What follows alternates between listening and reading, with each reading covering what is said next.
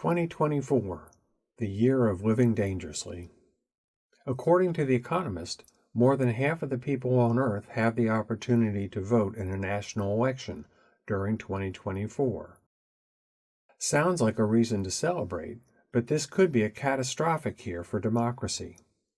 In many countries, national elections are so thoroughly rigged that a win with less than 99% of the vote could be seen as a defeat. Does anybody really expect Vladimir Putin to lose?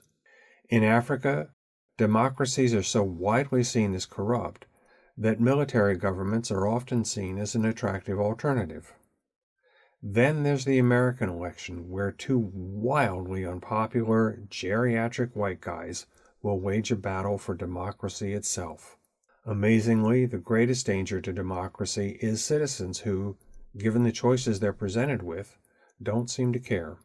What if the greatest democracy in the history of the world dies of boredom? Democracy may not be very popular in 2024, but war certainly is. While the war in Gaza grinds on with no plausible endgame, the possibility of the war expanding into Lebanon and vital world shipping lanes grows by the day. The war in Ukraine looks more like a war in 1917 than a war we would expect in 2024.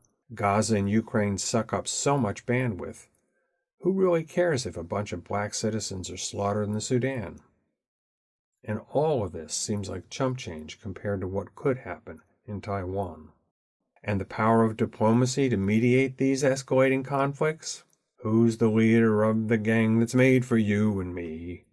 Yep, pretty much the Mickey Mouse Club. If the war in Ukraine feels like 1917, the state of diplomacy feels like the world in 1914, where an assassination by a college student spiraled into World War I. The Pax Americana, which resulted from the U.S. becoming the lone superpower after the fall of the Soviet Union, is clearly over. The current competition to see who's the superpower with the mostest is ominous. You know what else isn't very popular? Electric cars. Remember when the U.S. got serious about climate change and promoted a big-time shift away from fossil fuels? Now the lots of car dealerships are jammed with EVs that no one is buying. Whatever happened to hydrogen fuel vehicles? Gone with the flying cars the Jetsons promised us, I guess. Welcome to 2024. It could be the most dangerous year you've ever lived in.